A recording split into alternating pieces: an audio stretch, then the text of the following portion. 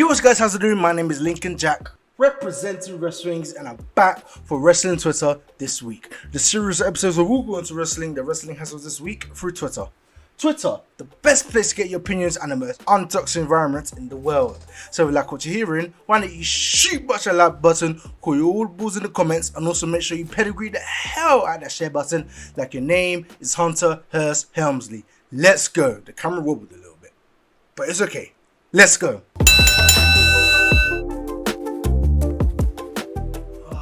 Already in the show, we've already got an acknowledge me segment. I mean, like, the wrestling Twitter space just never ceases to amaze me. Alright, here we go. What we got? Hey Google, acknowledge me.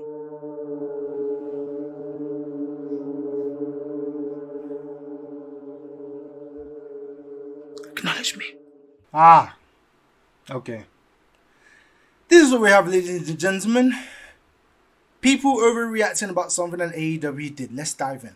I'd like to introduce a special commentator. Before I do, ladies and gentlemen, we don't have a performance center in AEW. This is the performance center. The arena. I come here, I bring the show here, but ladies and gentlemen, we have the best young wrestlers in the world, and this is where we showcase them. Thank you for giving us that opportunity. And I'd like to introduce you to your special commentator. He's also gonna wrestle a little bit later tonight on Elevation. Eddie Kingston! Tony Khan comes out before AEW Dynamite kicks off, and he's basically giving this rah-rah speech that he would usually do for crowds before an AEW Dynamite show. So here he says, we don't have a performance center in AEW. This is our performance center. I mean, you would expect these, oh yes, go on Tony Khan comments to be rolling about, but instead, we don't deserve nice things. So instead, these are the type of comments that we got. Heel Adam Cole, a WWE Twitter account, if I've ever seen one, says, what's wrong with a performance center? Seriously, it's a place to train. Is that a problem now? No one said it's a problem. Literally, I was screaming this as soon as I saw these type of tweets rolling out after I saw the video. It's like, oh yeah, I know people are going to rant on this because AEW mentioned WWE again. But then he just goes completely off. He wants to go to the M20, but he goes on the he finds the M6 somehow. And then he says, what's wrong with having a performance? He didn't say that there was anything wrong with having it. Tony Khan basically said that they don't have a performance center. He's basically bigging up WWE, who have an established, award-winning, by the way, performance center. Like, this is absolutely, I get if you want to get mad about we have the best young wrestlers in the world. And this is how we showcase them. And it's okay when they get mad about that, because that's not entirely true. But to get mad about Tony Khan saying that we don't have a performance center, we have AEW Dark Elevation. It's just mad. It just lacks the desperation of all these drones that just want to rant about anything that AEW does that mention in the littlest way. WWE Performance Center. Oh, people go mad. WrestleMania, oh, people lose their shit. Oh, Double Nothing's better than WrestleMania. Oh, AEW suck, man. Like, what the hell? Now, Bonafide Mark here says, now, usually a Twitter account like this, the Bonafide Mark, would actually say something like that Heel Adam Cole said here. But then he actually corrects him, saying that, when did Tony say it was a problem? I don't see it. Do you guys hear it? Call your audibles in the comments. Do you hear Tony Khan saying that having a performance center is a problem? It's not. Tony Khan basically has his performance center, but it's an AEW Dark Elevation. Oh, both AEW Dark and AEW Dark Elevation, where they showcase all the young wrestlers that they have, not signed to contracts per se, but they're under their umbrella, and they want to showcase the best young wrestlers that they have. Like, it's just absolutely mad. Like, it's not a problem. And Tony Khan never said it was a problem. Done. Now I'm done ranting about it. There's some reasoning, at least, in the comments from @Pelletier James. Yeah, he actually produces some nice tweets, and he's actually level-headed guy. Shout out, you guy. Shout out, you man. His name's James. He says here is that I feel like TK is so used to being busy 24/7 and having to rush things that he also rushes while talking on the mic. sounds like he's just trying to get it out as fast as he can so he can take care of whatever job he's got to do next. That's exactly how I feel. Like, and it just goes about saying, "Hey man, we're gonna have a great show tonight. We're better than WWE, man. Have a good night. Have a good night." That's basically what he's doing. Now, this is probably the weirdest comment and the funniest comment I'm gonna see here. Not exactly funny, but it's you'll get it when I say it. Not at Weekly Replay. At Titans Forever here says that Tony Khan basically threw a shot at himself. AEW desperately needs something like a full presenter. That's why Dark and Elevation are so bad. Now, I don't really agree with this, but it's funny that a comment that's supposed to be on the lines of why is Tony Khan throwing shots at AEW at WWE is basically a tweet here saying that he threw a shot at himself. Like, there's people that hate AEW, which this Twitter account certainly does, that are supposed to be throwing all their frustration at AEW, saying, "Why are you taking shots? Why are you mentioning them all the time?" But he's basically pointing out the huge factor in this, and all the people that are complaining about Tony Khan mentioning WWE. He threw a shot at himself. He's not throwing shots at AEW, so there's no point complaining. Like, no. These wrestling fans are mad, honestly. I mean, why? Why did you give me this acknowledgement segment at the start? Why couldn't you just make me rant at the end of the show? Like, come on. What do I do for you guys? I'm talking to Nafi, by the way. What do I do for you guys? Before I blow blood vessel on my brain, I'm just going to read this tweet from @SpicySpaceCow. That is one hell of a active I've ever seen one here. Saying that, if you're upset about this, you're soft. There's no debate. There's no debate. Let's go forward, man.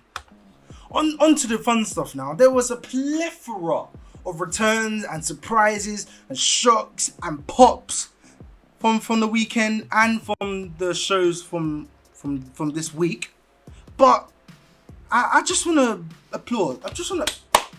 Well done wrestling. Well done wrestling, because this is why we love wrestling. Like, all these shocks all happening at the same time. It just throws out the window behind me, right out the window, all the toxicity, all the tribalism that you see in wrestling nowadays. It's just not needed. I mean, when you watch Slammiversary on Saturday, well, for me the earlier hours of Sunday morning, and then see Jay White appearing in Slammiversary, and then the next night you get John Cena returning to WWE, one of the biggest pops of all time.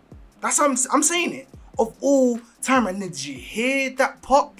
Just play a few seconds of it, if you can. He's playing it. Yeah, I'm pretty sure he's playing it. Like, it's just mad. And then go to AEW. You have AEW basically substituting one Guerrero for another Guerrero, like it's Mexico versus USA, with Vicky Guerrero stepping out of the limelight of being Andrade's manager, and in comes Chavo Guerrero. Ooh, Chavo returning to wrestling. Well, I'm not really sure the last time he's been involved in a wrestling storyline before, but he made his debut on AEW Dynamite to become Andrade's executive consultant. I think that's what they said. But his manager. He's basically his manager. It's basically like what WWE do with Paul Heyman and Brock Lesnar. He's not his manager. He's just an advocate. He's just an advocate. And his and there's another word that they gave to Paul Heyman when he started managing Roman Reigns. I don't know. I think it's counselor as well. I mean, I don't know. Call your orders in the comments. What's Paul Heyman's role for Roman Reigns? Is it a manager or is it something else? Yeah, I wasn't even gonna mention any of the tweets that came from John Cena returning or Jay White returning or Chavo Guerrero returning or anything that happened on Raw or NXT. But it's just, I just wanted to do that. Just wanted to applaud wrestling right now, because let's be honest, it's saving most people's livelihoods. I mean, for me, just to cover wrestling and then just say that John Cena returns or something this or that happened at AEW. You notice I cover AEW nearly every wrestling Twitter this week episode. Speaking of AEW, however, we've got some massive news coming from Fightful Selects. Big ups Fightful Select on Twitter, and they're also on Patreon. If you're that type of wrestling fan that is that loves hearing the scoops inside, backstage, behind the gorilla, whatever you want to call it, why aren't you subscribed to Fight for Select? Why aren't you? This episode isn't sponsored by Fight for Select. I mean, it can be. It can be.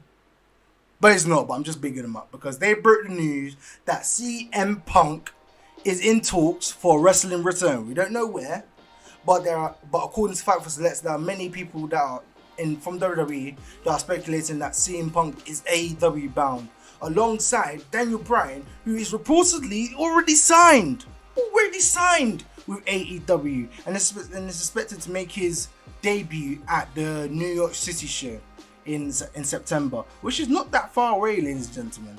And there are also reports that CM Punk will be appearing at All Out, but just the spectacle of having CM Punk debut in AEW and then Daniel Bryan debut just a few weeks later, or maybe together. Think about it, guys. Call your audibles in the comments before I go through some tweets right now. Where and how do you guys want to see CM Punk and Daniel Bryan, who will most likely be going as Daniel Bryanson in AEW, debuts for AEW? Let me know with your audibles in the comments. Now, I don't usually like to go through Wrestling Twitter this week episodes without having something nice to say about WWE. So, without further ado, I just want to big up Nikki Ash. That's just so cringe saying it right now, but yeah, Nikki Ash, who won the Money in the Bank and cashed in on the night after on Monday Night Raw after a rematch, and yet another rematch. There were 4 rematches on Raw, by the way. Don't want to be negative, but there were 4. She cashed in Money in the Bank on Rhea Ripley, on Charlotte Flair, who retained her title. I think she retained her title. It was a DQ, I think. She retained her title, and Nikki Cross, also known as Nikki, almost a superhero, cashed in on her to become the first ever British WWE Women's Champion, which is absolutely astonishing for a fact, because I know British Becky Lynch, but Becky Lynch is technically Irish, so Irish and Britain, they don't really mix. I mean, what? Do they? Do they? Fair enough. Okay, she's the first Scottish women's champion for WWE, let's just say that. I mean, big up to her, because she took a chance on herself and she ended up winning Money in the Bank, and the night after winning the championship. I mean, that's absolutely mad, so props to her. So without further ado, that brings a wrap to this episode of Wrestling Twitter this week. Hope you guys really enjoyed it. There's a lot of wrestling happening. It's such an exciting time, and it's going to be a brilliant summer for wrestling. As for Wrestling Twitter, that's another tweet for another day. Make sure you smash that like button, subscribe. We're only 6 subscribers away from hitting 500 as of recording right now, at least. Make sure you pedigree that share button like your name is Hunter Hurst Helmsley. I've been Lincoln Jack, representing WrestHINGS, and I'll see you next time.